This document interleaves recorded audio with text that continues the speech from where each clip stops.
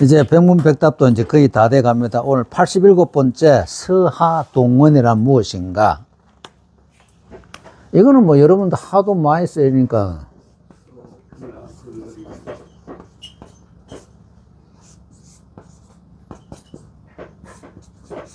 서하동원이란 무엇인가? 읽으면서 설명드리겠습니다. 서하동원은 서예가와 화가들에게 있어서 항시 논의되는 문제였다. 원시대 서화가인 조맹부는 그 장입니다. 원래 송설도인이라 그랬잖아요. 우리 그 조선시대 이 과거 시험 답안 쓰려면 이 송설체 아니면 그때 안 됐답니다. 그만큼 그때는 이 조맹부 글씨가 우리나라에 유행했습니다. 근데 조맹부 글씨를 제가 그 상해 박물관에서 그 진품을 봤는데요. 금으로 썼는데 정말 기가 막히게 잘 썼습니다. 그 이름이 그 명성이 그냥 나는 게 아닙니다. 정말 기가 막히게 잘 썼더라고요. 조맹부는 일찍이 수석 소림도 일본에서 스스로 시를 지어 말하였다. 돌은 비백처럼 그림 그리는 얘기입니다. 나무는 주문과 같이, 주문은 금문이죠. 대나무로 그릴 때는 영자 팔법과 통해야 하고, 만약 어떤 사람이 이러한 이치를 깨닫는다면 서하가 본래 같은 것이라는 것을 알 것이다 라고 하였다. 그 이제 석여, 비백, 목여주, 사죽, 환요, 팔법통, 약야, 유인, 능해차, 방지서와 본래동. 이 참 유명한 시입니다. 이 시는 서하동원이라는 이론을 생동감 있게 나타낸 말이다. 서화, 본래동, 서를 잘 이해하기 위해서는 이렇게 해석할 수 있다. 중국 문자는 상형으로부터 시작되었다는 것을 알고 있어서 옛날 문자를 초기에는 상형 문자라고 불렀다. 이러한 상형 문자의 형은 실제로는 일종의 그림이다. 우리 그 한자가 그 육서잖아요. 그 상형, 형성 이래 나가듯이 지사 이래 나가잖아요. 물론 이를 기록할 때 새긴 약간의 기호나 옛 선사시대에 그린 사람의 얼굴, 물고기 사슴 등의 도안도 실제로 선조들이 간단한 선으로 보이는 사물들을 묘사한 것은 하나하나의 사실적인 그림이 되었다. 후에 사회가 진보됨에 따라 중국 한자는 이러한 그림에서 변천되고 간소화되었다. 서예 예술이나 중국화 예술은 시종 원래의 이 선자가 우리 그 줄 선자가 똑같습니다. 같은 선자입니다. 선에 의존하여 표현되는 각각의 특징을 가지고 있다. 중국화는 후에 비록 많은 방법으로 변천해 왔는데, 예를 들면 선념이나 몰골, 그 선념하고 몰골 그 밑에 제가 줄을 달아놨습니다. 선념이란 동양 회화의 기법으로 종이에 물을 먼저 칠하고 마르기 전에 수묵이나 채색을 가하여 표현 효과를 높이는 기법이다. 붓의 흔적이 보이지 않기 때문에 은은한 표현 효과를 나타낸다. 이게 선념법이고요. 그 다음에 거기에 이제 몰골법 보면은, 몰골이란 동양화에서 채색화법의 일종으로 형체 윤곽선을 사용하지 않고 색채의 농단만으로 그리는 것으로 수묵화의 수법과 비슷하며 먹 대신에 채색을 쓴 것이다. 요게 이제 그 선념 몰골입니다. 그 다음에 이제 것이 그냥 골법 이러면은, 형태를, 그런 이제 그 골법하고 몰골이라는 건 몰은 없다는 뜻이거든요. 골이라는 것은 우리가 만약에 이제 난초 이래 그리면 요래 그려놓고 안에 색칠하는 것이 골법이고, 이거 선 없이 그냥 바로 치는 게 몰골법입니다. 그러면 가늘게 바깥에 선 그리는 거는 골법.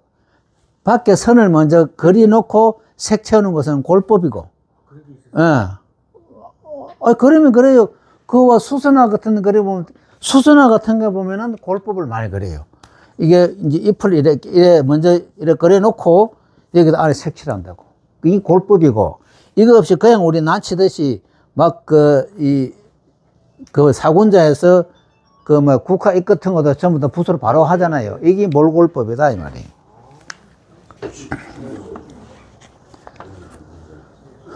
몰골 등이 있으나 주요한 것은 여전히 선에 근거하여 개성을 표현하는 것이다. 그러므로 역대 이래 선을 공통으로 하는 것은 글씨나 그림에 있어서 유일한 요소이다. 이 선자가 아까 제가 말씀드린 이거 우리가 수평선 한다 할 때 했잖아요. 이 선자 같은 자입니다. 이 선자 같은 자입니다.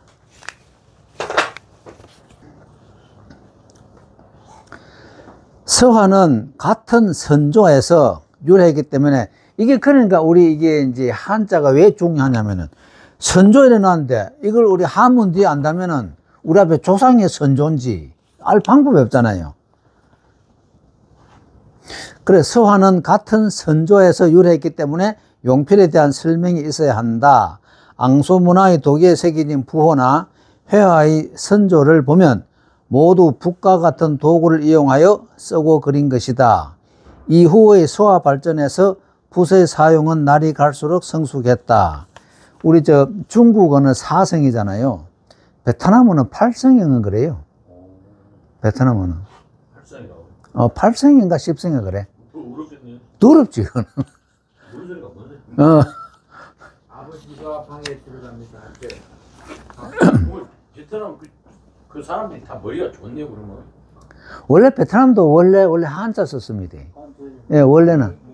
지금도 가면은 아주 그 한자 간판 많아요. 베트남에. 예. 호지명, 예. 호지명. 예, 한자입니다.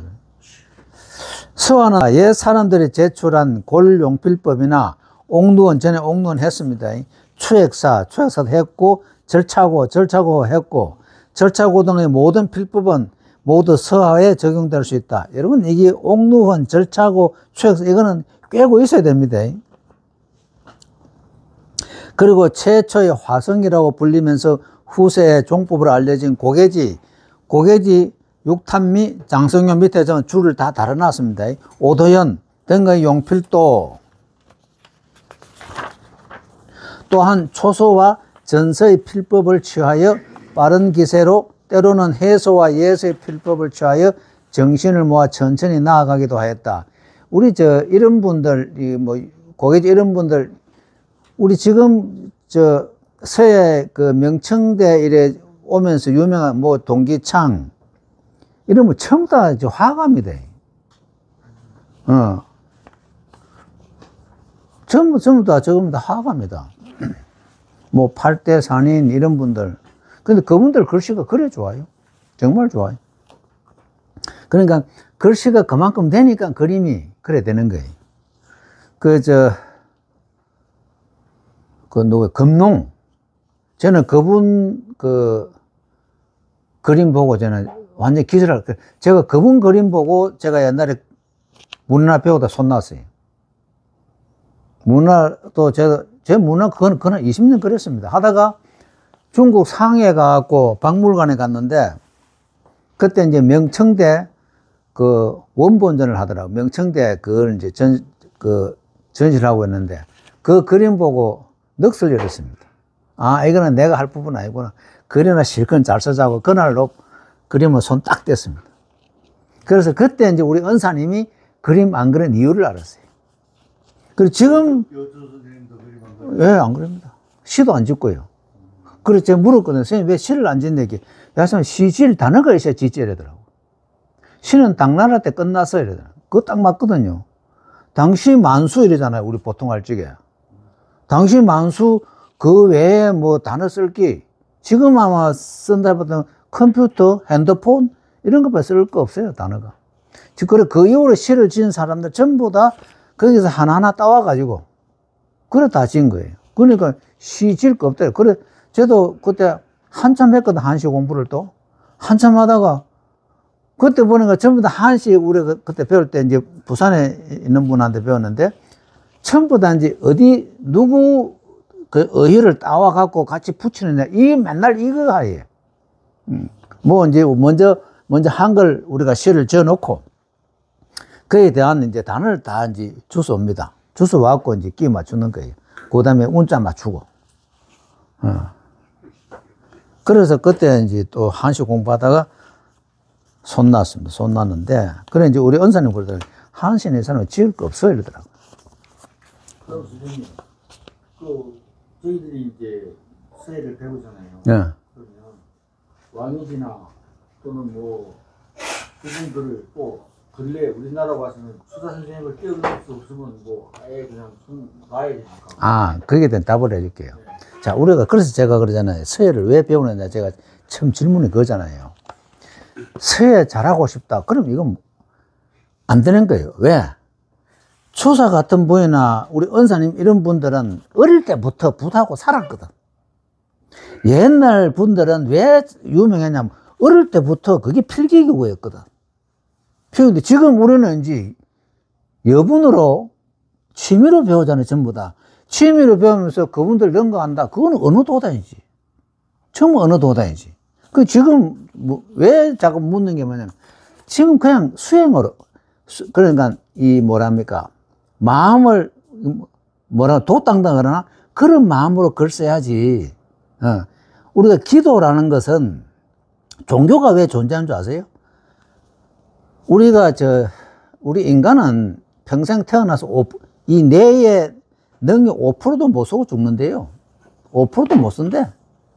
무궁무진한 그것을 그나마 종교에서 접근하면은 그나마 10%, 20% 뇌를 활용한대.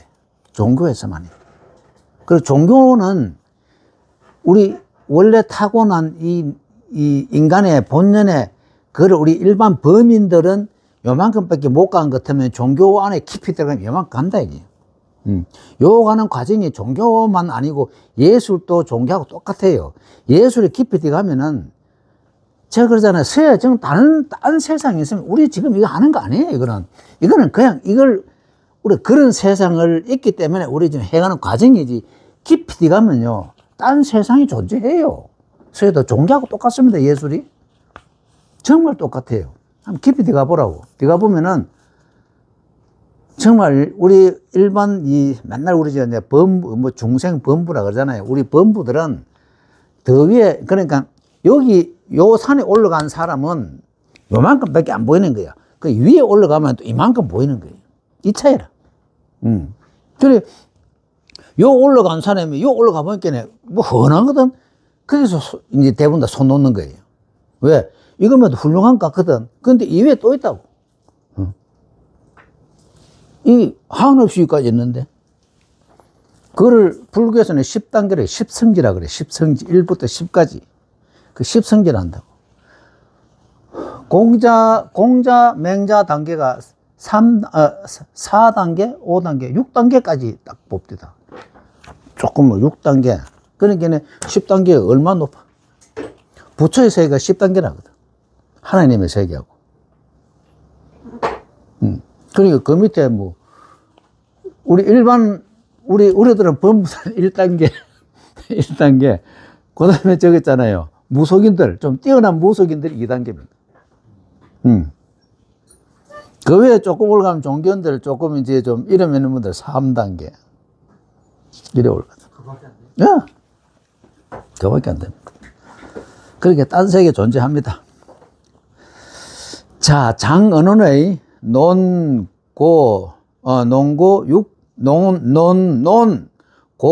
고계지, 6장 장오 있잖아요. 아까 4명 앞에. 그러니까 고계지, 육탄미, 장성료, 오도연, 그겁니다. 논했단 말이에요. 여기 이 4사람의 용필에서 논한, 거기서 말하길, 고계지의 작품은 탄탄하고 힘찬 붓질은 거침없이 물 흐르는 듯 이어지는데 종잡을 수 없이 초탈한 느낌이 있으며, 이런 설명 어떻게 하겠냐 말이지. 일반 우리 사람들이. 거리낌 없이 내달리는 필법으로 머릿속에 하면을 다 구상하고 붓을 대니 마무리되는 순간 그 경지가 살아난다라고 했다. 이른바 정신과 기운이 함께한 것이다. 그러니까 장원원의 삶도 이게 참 대단하잖아요. 그 4사람 용필에 통한 거다. 그 다음에 이제 옛날 장지는 채원과 두도에서 초서의 필법을 배웠으나 여기에서 변형하여 금초를 이룩하여 일필로 써내려가니 기맥이 통하고 사이가 끊어지지 않게 하였다. 오직 왕은 집니다. 왕자경만이 그 법을 깊이 체득하여 앞 글자의 끝을 뒷 글자의 처음으로 읽게 하였다. 세상에서는 이를 일필서라고 한다. 그 후 육탄미도 또한 일필화를 개발하여 시를 연결한 것처럼 부단히 그랬다. 그러므로 서화는 같은 용필법을 사용한다는 것을 알 수 있다.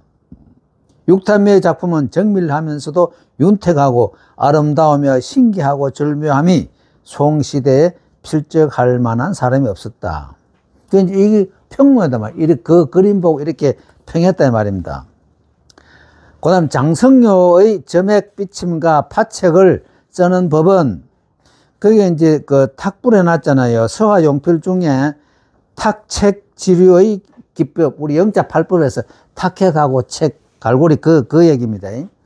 파책을 쓰는 법은 위부인의 팔진도에 의거하여 한 점 한 획이 교묘하여 갈고리와 창 그리고 예리한 칼같이 삼음하다. 이것이 서화의 용필법이 같음을 알 수 있다. 참 기가 막힌 얘기 아닙니까? 당시대 오도원은 옛것을 공부하여 근세의 독보적인 존재였다. 고개지와 육탄미에서는 볼 수 없는 것이며 후세에도 없었다. 그는 장국의 필법을 이어받았으니 이것 또한 서화의 용필이 같음을 알 수 있다. 반천수 이분 그림 유명합니다. 반천수 선생이 말하길 그림에서 수묵화를 그릴 때나 서예에서 큰 초서를 쓸 때는 붓을 약간 높이 잡는 현안법으로 온몸의 힘과 어깨와 팔의 힘으로 다 해야 비로소 그 기세를 나타낼 수 있고 물체의 형태를 돌출시킬 수 있다. 세밀한 그림을 그릴 때의 붓을 잡는 것과 운필하는 법은 작은 글자를 쓸 때와 대략 같다라고 하고 또 서예나 그림의 원리나 원칙은 완전히 같은 것이다 라고 하였다. 이상으로 볼 때 그림을 그리거나 글씨를 쓸 때의 붓을 운용하는 방법은 서로 공통점을 가지고 있으니 이것은 서화동문의 하나의 요소이다. 다음은 먹을 사용하는 것과 장법도 서화예술에 있어서 근본적으로 같은 원료를 가지고 있음을 알 수 있다. 먹을 사용하는 법은 서예에서 붓을 사용하는 것보다 더 어려운 것인데 중국화에서도 마찬가지다. 우리 지필무견일이잖아요. 우리 문방 사업할 때 그게 다루기 쉬운 순서부터입니다. 제일 다루기 쉬운 게 붓인데 우리 여러분들 지금 붓도 못 알아가고 난리 아닙니까? 제일 종이고 그 다음 붓이고 그 다음 먹이고 제일 다루기 어려운 게 벼루랍니다. 제일 벼루가 다루기 어렵대요. 그래서 벼루가 값이 천차만차입니다. 붓이 최고 비싸도 100만 원짜리 이상 넘으면 없잖아요. 벼루는 1억짜리 넘는 게 수두룩하거든. 억대 넘는 게. 서예나 중국화는 모두 필목의 기교를 이용하여 정신과 풍채를 추구하는 것이다. 또 이것의 공통점은 붓으로 기를 취하고 먹으로 운치를 표현하고 이건 이제 검은 걸 얘기합니다. 검은 것으로서 풍채와 정신을 취하고 먹의 농담으로 형체를 이루면서 흑백이 서로 작용하고 마르고 습함이 서로 어울려서 정신과 기운이 풍족하고 신체가 드러난다. 장법에서 말하자면 서예에서는 결구와 배치를 궁구하고 여러분들 제가 이거 한문 달 때 갈로 이러면은 그 글자고 이 대갈로 하면은 그 글자에 대한 뜻입니다. 그 갈로 해놓은 게. 장법에서 말하자면 서예에서 결구와 배치 그러니까 결체 포구 그게 이제 결구와 배치를 얘기한다 그 얘기입니다. 결구와 배치를 궁구하고 중국화는 위치와 경영을 중요시한다. 이 두 가지의 뜻은 서로 같은 것이다. 예술적인 것에 있어서도 서화는 성김과 빽빽함, 허한 것과 실한 것을 추구하고 주와 객을 알맞게 배합하여 허와 실이 있고 성김과 빽빽함이 있고 높고 낮음과 위와 아래와 행과 종, 구분과 꺾임 등의 최선을 다하여야 묘경에 이를 수 있는 것이다. 이 우리 글자 조립하는데 이거 전부 이걸 다 얘기입니다. 그래 뭐 글 한자 이래 써갖고 글 때는 안 되나 이러면 안 되잖아요. 자, 이러한 연유로 서화 예술은 서로 영향을 주고 서로 취사 선택하기 때문에 끊임없이 밀접한 관계로 형성하면서 나아가는 것이다. 자, 우리 이제 서화동원에 대한 이 얘기입니다. 그래서 저는 아까도 말씀드린 중국에 정말 요즘은 그런 사람 별로 없네요. 옛날 청나라 때까지는 유명한 참 예술가들이 많았습니다. 자, 마치겠습니다.